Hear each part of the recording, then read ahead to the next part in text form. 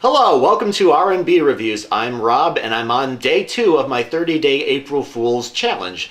Basically, I'm going to be trying to do a video every day for the month related to film comedies, whether it be a discussion video like what I'm going to be doing today, or a review of comedies, which I did yesterday, where I reviewed a short film featuring the Marx Brothers called The Talent Agency, or Marx Brothers Special.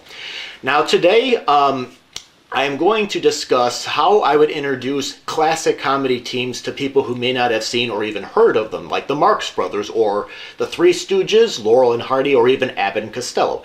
Comedy teams that were popular in the 1930s and 40s. Now for me, when I was a kid growing up, my mom was a big Marx Brothers fan, and my dad grew up watching the Three Stooges because he grew up when they were first being shown on television.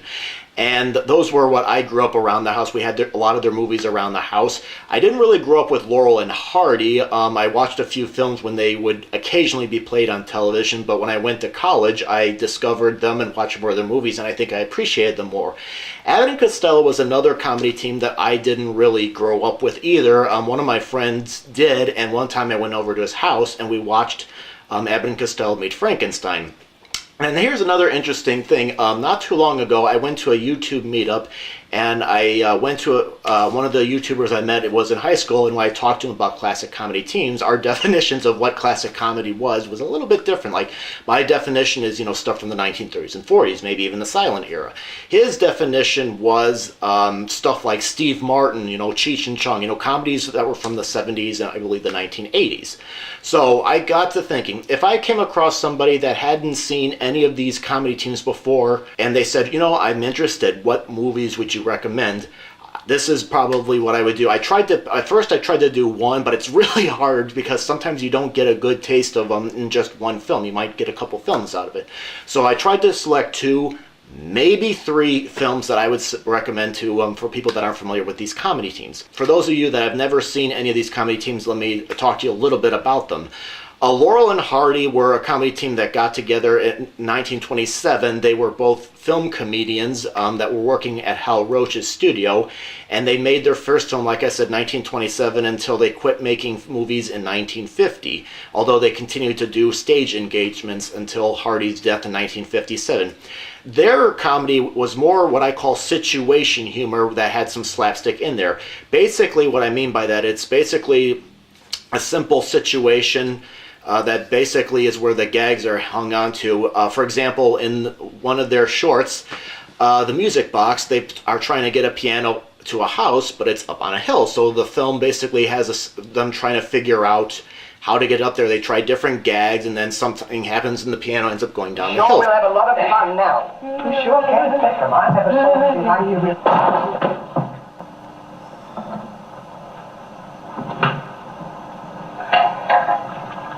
What are you doing with that cushion?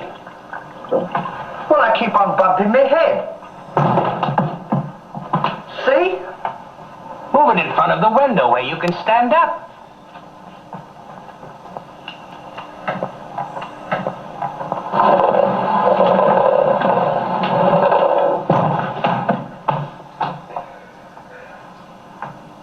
What I liked about Laurel and Hardy is they're not really predictable. It's not like Three Stooges where you're going to see them getting slapped and stuff like that.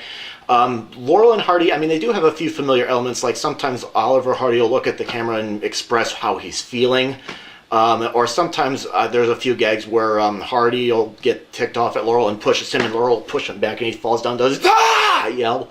But for the most part, when I watch a Laurel and Hardy movie, I don't know where it's going to go. Like, Laurel sometimes doesn't always come up with the same gags to go up against Hardy, for example. So they're always usually fresh, of course, unless you've seen them over and over again. Now, Abbott and Costello were a comedy team that got together in burlesque, I believe in the mid-1930s, and they started out on radio. They were more verbal humor, dialogue routines, like they did a routine called Who's On First, where they mix up words or misunderstand familiar words for names and stuff. So their humor was very verbal. They weren't exactly physical comedians per se, but their routines were dialogue routines. Then they made their first movie in 1940 called One Night in the Tropics, and then they continued making movies together until 1955. They also appeared on early television. Stanley, will you come on? I'm shutting off the water. Well, turn it off and come on. I stopped it. Good. come on up here. May I see you a minute, please?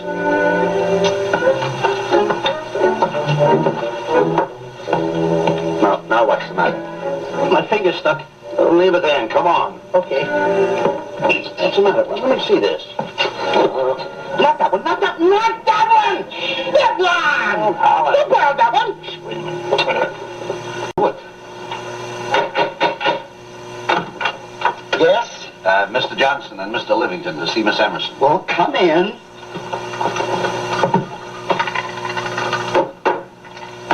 Oh, who is knocking? Well, come in! Miss Emerson is busy for the moment. Will you step in the living room, please? That's... Thank you.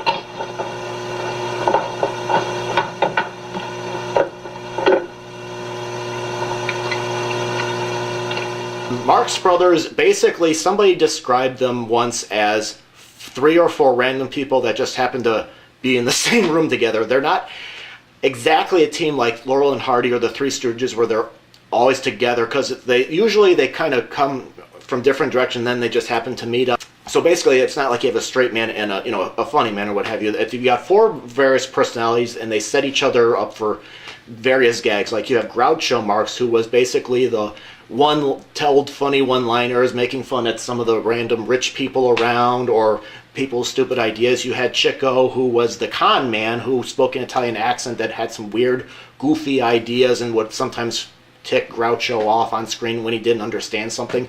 You had Harpo, who didn't talk in the movies, but he had a lot of visual and surreal humor. And usually he hung out with Chico in the movies when they got paired together more often. And then early on, they had a brother named Zeppo who looked pretty normal, and he was supposedly the straight man, but I've read that basically he was making fun of the romantic leading man characters that were popular in plays and movies, and they were considered out of date by this point. And basically they were full of puns. They did a lot of wordplay and all kinds of stuff. Hey, what do you think you are? Hey, wait a minute. You know who this is? No. He sells frankfurters at the Mudgeon of Wieners. Well, what do you want? My name is What Do You Care? My home is anywhere. People say I'm awful dumb, so I thought to you I'd come. Say, listen, what is it? Now, just a moment. Wait a minute. He might be crazy. Wait, I'll find out. You want to go on the stage? Crazy. Say, listen, you tell me what you want or I'll throw you out. Never mind that. I'll give you a punch. Now, wait. Take your time. This fellow's a good dancer. And then, of course, there's the Three Stooges, where they're a little bit more familiar in the sense that they did a lot. They're short films mainly. They did short films, 18 to 20 minutes normally. And I actually have them right behind me there. And basically you had Mo, well, you had different lineups. You usually had Mo, who was the leader. You had Larry, who was the middleman. And then for every so often you had a different third stooge. Like Curly, who's right over here, is one that's usually the more popular one. He had more childlike personality. You had Shemp, who replaced Curly in 1940s. Well, he was actually a member of the Stooges in the 1920s. Then he left, and then he came back when Curly became ill and couldn't do it anymore. He was more of the streetwise, more verbal humor. And then you had Joe Besser, who replaced Shemp when he died, who was like a man-child just like Curly, but he was a little more whinier.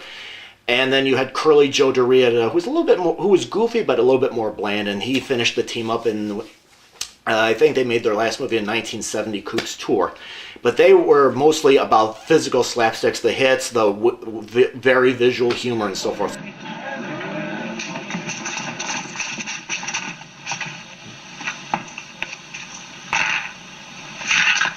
Hey, what's the idea of spoiling the game? I was for onesies. Well, here's twosies. Oh, he was in onesies? You get him to...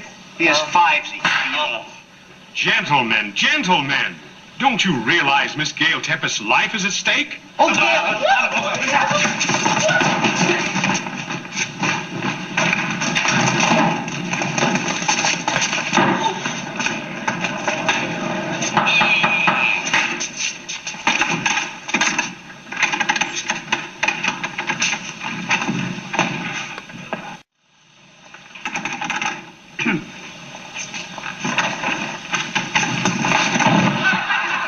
Okay, so what movies would I recommend for different comedy teams? Let's start with Laurel and Hardy. I think Laurel and Hardy personally were at their best when they made short subjects.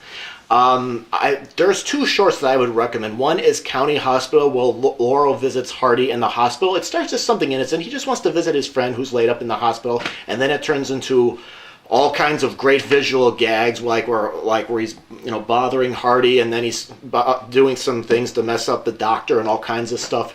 It's got some very wonderful visual gags.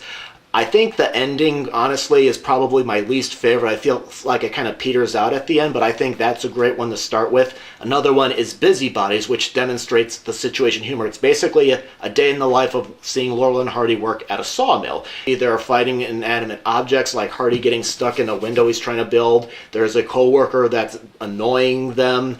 All kinds of great visual fun throughout. So that one, I think those two shorts would demonstrate their...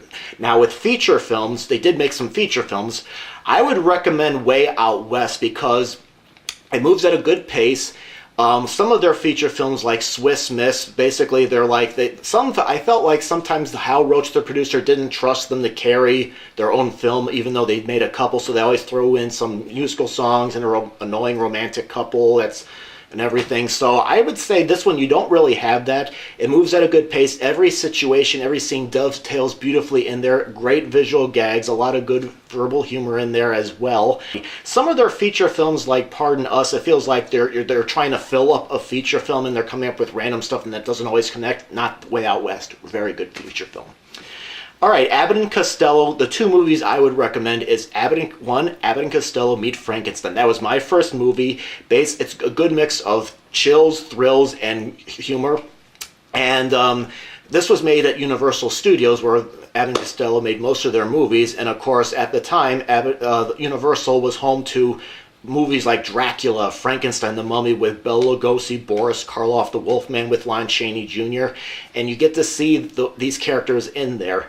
Now, I think, it's great fun. I like the visual humor in there as well as the verbal, and I think it's a great way to start with. Now, for those of you that don't like horror, another movie I would recommend is Buck Privates, which was their second film where they basically go in the army.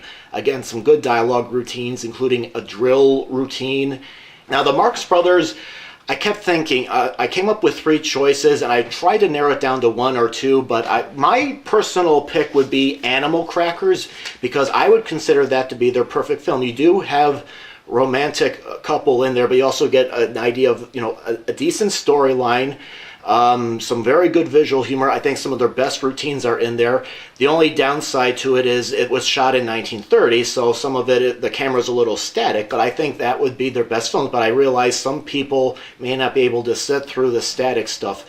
Another one that I would also recommend is Duck Soup, that they released in 1933. It's a political satire, and of course there's a lot of political satire going on now, and I think that would be perfect. It moves at 70 minutes. It moves at a very good pace. It's loaded, not from beginning to end, with great gags from the brothers, great comedic routines. Like, for example, Chico and Harpo bothering a lemonade salesman when they're trying to spy on Groucho, who is the leader or dictator of Fredonia. Some people would recommend Night at the Opera, and that was my third choice, because that one, it's got a good storyline. The brothers are a little softened up by this point. By that time, they had switched movie studios. They moved to MGM, and they tried to make the characters more likable by this point, and maybe that's more of your style. But they... and of course you get a romantic couple that sometimes stops the brothers for a while. But it's got some good routines, especially when they're trying to up a opera producer who fired Groucho and some other, and got rid of the brothers, and they decide to go in and get some revenge. There's some wonderful scene during that opera number. I believe the whole scene lasts about the last 20-30 minutes of the film, so that's a good movie to start with as well, I think. Now, the Three Stooges, they made almost, I think 190 shorts, and I think 200 films if you include their feature films, and they can be hit and miss. For every fantastic, funny short, there's a couple that fall flat or is mediocre. There's two that I picked for Curly, but then I thought, what about Shemp? Shemp's oftentimes called the underrated stooge, and he's just as funny. I know when I was a kid, I connected with Curly more because, Curly behaved kid-like, and Shemp was a full-grown adult personality, and I just didn't connect with him until much later on when I kind of appreciated his humor. So I picked 2 Shemp shorts as well. I'm not going to pick any Joe Besser or Joe Dorita films because I don't think that would be a good way to start them out. But with Curly, the first one is probably a bit of an obvious choice in its Disorder in the Court that they released in 1936. The reason why I would say it's probably obvious is because this film, along with some of their other films, have fallen into the public domain and they're available everywhere. But it's loaded with very good visual gags as the Stooges are called in to give testimony about a court case, and it creates a lot of anarchy. There's Curly not understanding how to be sworn into the court. There's them trying to chase this parrot that's actually an exhibit during the case. It's a great film. It's great 20 minutes of slapstick and some verbal humor as well, and I recommend that. Another Curly short is An Ache in Every Steak, where they play icemen delivering ice, and they end up finding themselves as a kitchen staff for a party. This one, I think it moves at a very deliberate pace. I think there's a little bit more characterization here, and there's some very good humor as well. It's not too fast, and I think it's an excellent movie to check out as well.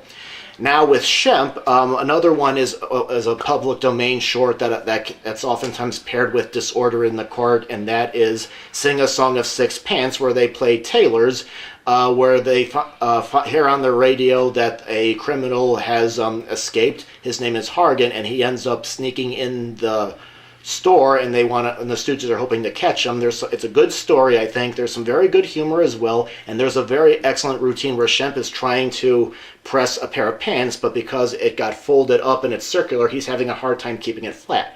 That's another great one there. And another Shemp short is one that I don't hear spoken much about, but I think it's very good. It's called Studio Stoops, where they start out as, oftentimes with a lot of their shorts, as janitors working somewhere. In this case, it's a movie studio, and they end up finding themselves as screenwriters trying to bud up Christine McIntyre, who was in a lot of their films. She's a budding star at the studio in this film, and they're trying to find a good, gimmick to get her noticed by the public. And then, of course, Kenneth MacDonald, who appeared in a lot of their movies as the villain, comes in there and kidnaps her, and then they have to try and find her. It's loaded with very good dialogue, a lot of good verbal jokes, as well as some of the good visual humor as well. So those are the movies that I would probably recommend if you're starting out with the Three Stooges. All right, well, we covered a lot of ground here, so what did you think of the video? For those of you that are familiar with Laurel and Hardy or any of the other comedy teams, or were there other choices you think that would be better to introduce people with? And what do you think of all these comedy teams, Laurel and Hardy, Abbott and Costello, Marx Brothers, Three Stooges? Go ahead and post your comments below, and please go to the main page, check out some other reviews, and if you're interested, please hit that like button and be a subscriber. Thank you very much for watching.